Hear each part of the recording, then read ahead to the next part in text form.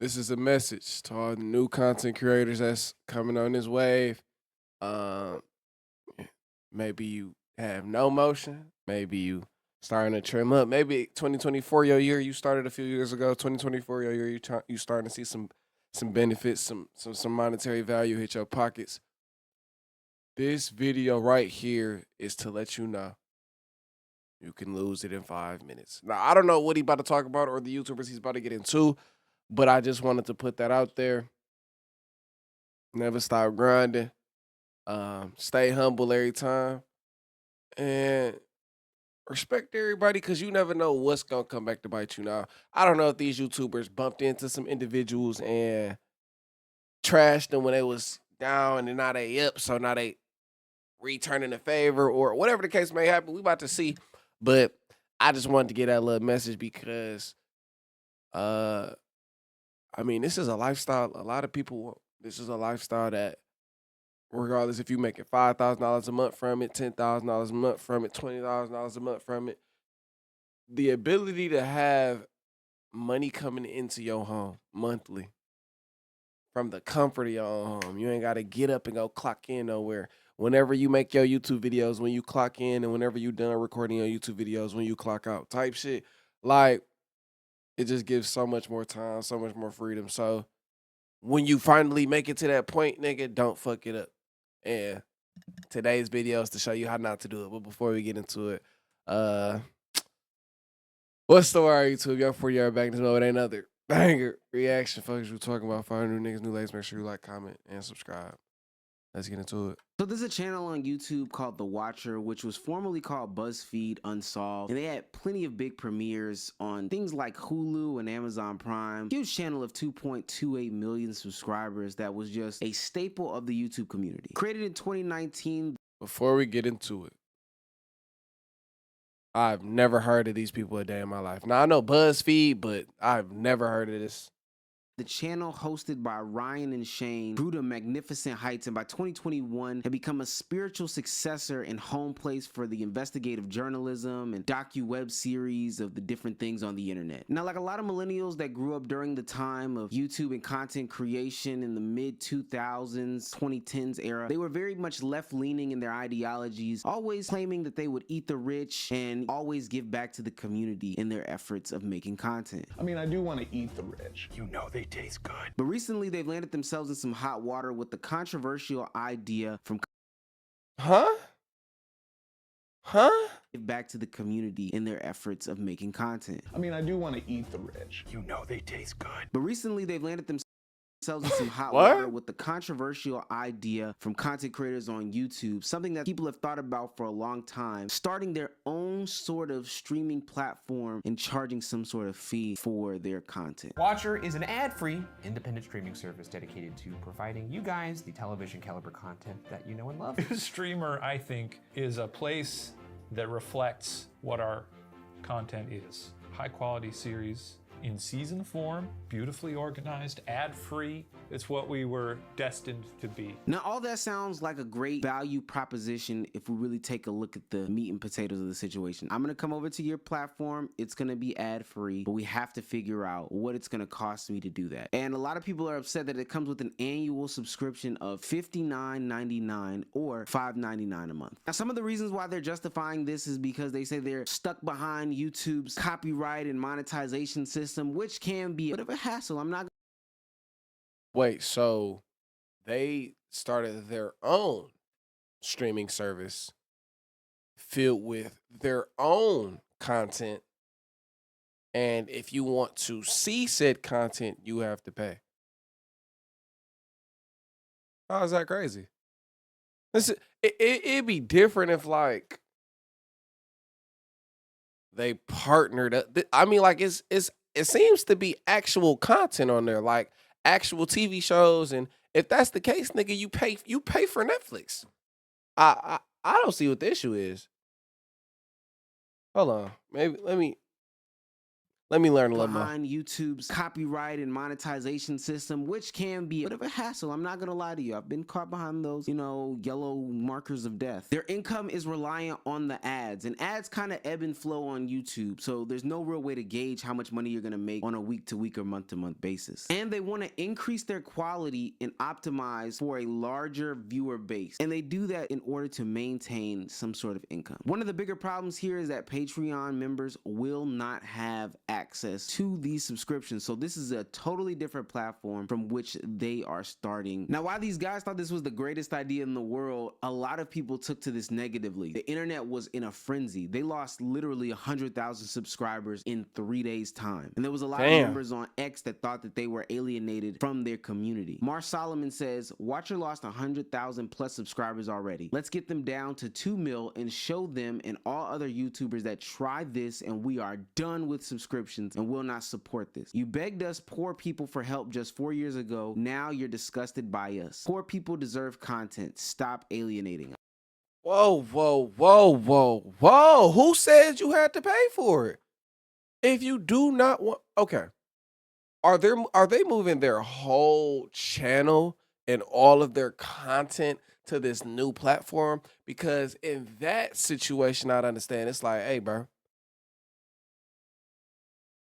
In a sense, I'm the one who got you here, and yeah, 2 million other individuals, yeah, but I'm the nigga who got you here.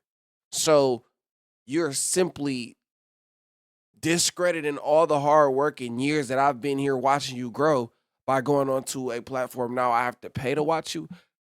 Then I understand that. Also, Patreon members not getting that shit for free is kind of crazy, because that would inevitably bring you more money. Because now that niggas know Patreon gets this for free, that'd be a lot more Patreon subscribers, because it's a lot of content that you can only see on Patreon. So they get to see you on Patreon, YouTube, and this new streaming service for only $5. So that sounds like a crazy good deal, which brings in, so yeah, it might not be a lot of people that buy the Watcher thing, but you got a ton of people buying the Patreon because you get 3 sources of content for $6.99 a month, or $7.99 a month, or $5.99 a month. That's a steal type shit. But if they're still producing out content, albeit a little slower because now we have another service to focus on, nigga, why the fuck is y'all complaining? First off, this is hate as hell. This is crazy. And the fact that you just spoke for all 2 million subscribers, claiming that all of y'all niggas is broke, is also crazy. But I don't see no issue in them expanding their reach if they're still going to post on YouTube. If you don't want to spend the $6 a month, I know niggas who are still on Music, who are still on Bolt, who still listen to YouTube Music because they're not going to buy Apple Music. The fuck, just don't buy it. What? Yes. Now, I do feel for the old school content creator that's been on the platform for a long time. You grew up from faceless videos on the internet like Your Rage and some of the other content creators have been doing for a long time, and now you're trying to blossom and grow your production into something that is taken more seriously. All your visions are put to the forefront of your mind now because you get some sort of money, but you start to realize that it takes way more money than just the AdSense can bring in. And so then you try to create some sort of balance. How can I give my audience the best platforming viewing service that they can get, but also still make money so I can carry out some of the dreams and aspirations that I have? You don't want to bog them down with a bunch of ads spammed throughout your video, and also those don't really equate to a lot of money. So then you start to take on sponsorships and branding deals. But we've seen people all over the internet get killed for being branded out throughout their content. So either you end up like a Flight Reacts where you have a bunch of ads spammed throughout your whole video, or you end up with a Prize Picks t-shirt, 2 stickers up here, it's in the thumbnail, and then people feel like you are a brand and you're not really in it for the content anymore. Now, I don't really understand why people are so upset about this, especially when there are different membership platforms and other things in which people can get content. Attention affiliate marketers, stop Speaking of promoting fucking your ads. affiliate links Content exclusively from these people. You can go to subscribe to their Patreon, which literally has their content behind it. They just get more from this transaction because it's on their own website. Or you can even be a YouTube member to get their behind the scenes content, which still gives you access there. It just doesn't have that 70-30 split like YouTube has. Other creators that I know, like FD Signifier, use a streaming platform called Nebula, where they get to avoid all YouTube's copyright laws and all these other stuff like that, and just post their content for somebody that's willing to pay for it. Now, I may be sitting on the wrong side of this argument, but it does seem kind of messed up that the audience took it this way, because as content creators, we do want to give you the best content possible. But I will say this, you do as a content creator have a responsibility to give the audience what they want in the manner that they want it, and not make them feel like they're just a piggy bank to you. So even if you want to scale your content up to be like some of the streaming platforms or some of the television shows that you see on TV or the movies that you see in the theaters, your audience has decided that that's not what they want to see, else they'd watch that stuff. So are you really listening to your audience and being genuine to what their beliefs are and what they want in your content, or are you just doing this out of your own greed? And that's the scariest part about this content shit, bro, is that whatever you get or step your foot into as a content creator is who you're known as. So we talk about fucking up your face card, and essentially what he was saying, you can either be a nigga known for ads or be a nigga known for brands and sponsorships, and basically being a sponsor yourself, damn near, right? But even just being a normal content creator, once you find your niche in your lane, nigga, if you try to step out of that, like, the type of traction that you pull and the niggas that view you and look at you, it's gonna dwindle. You could be a nigga that's used to getting 100K, 200K, 300K views each vid. Try a vlog out, nigga, you got down to 20K. And it's all because that extra 80, that extra 100 only give a fuck about reactions. If you're not posting a reaction, I'm not watching you type shit. And it's like, you really got to be a different nigga to be able to break that mold and to be able to pull consistent views in each and every genre of YouTube or content creation in a whole. Because unless you're willing to make another channel and grind the fuck out that bitch, now albeit it's going to be a little easier. Now you got you a channel with 100, 200K, but you still got to completely grind that bitch out now, because only niggas who fuck with that type of content is going to watch you. So it's a whole new audience you have to reach. I have 500K on my reaction channel. Don't mean I'm going to start a vlog channel and get 500K, because not all of them niggas fuck with vlog types. Or there's certain content creators they go for vlog type content. So that's the only thing that's kind of tough, is once you niche down, bro, that's all they care about you for, bro, in a sense. And it's real hard to break that mold.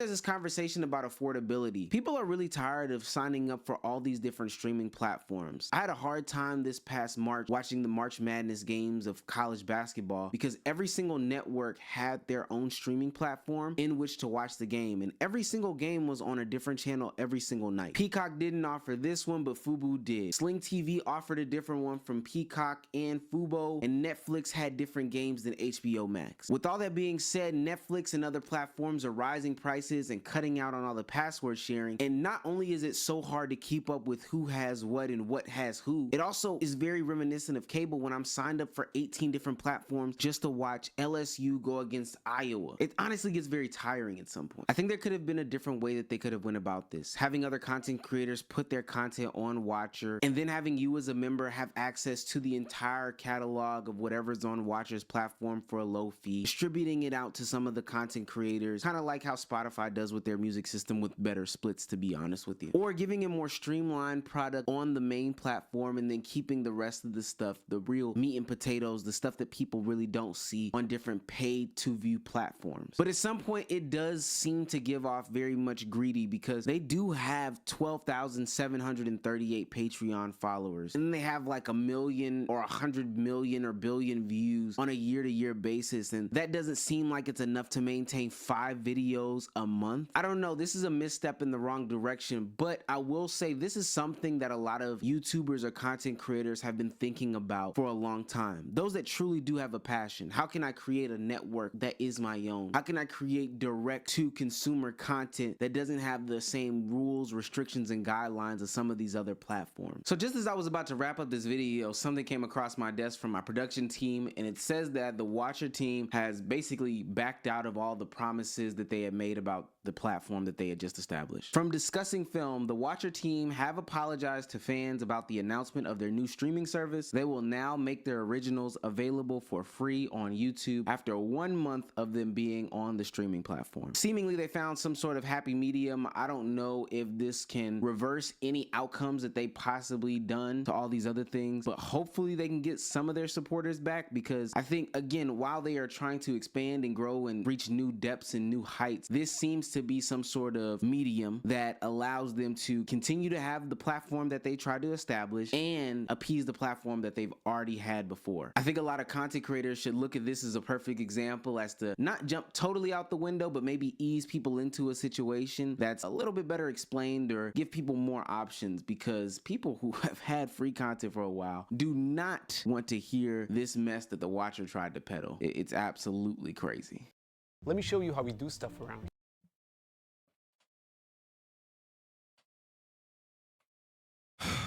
I don't know, bro. It's like I see.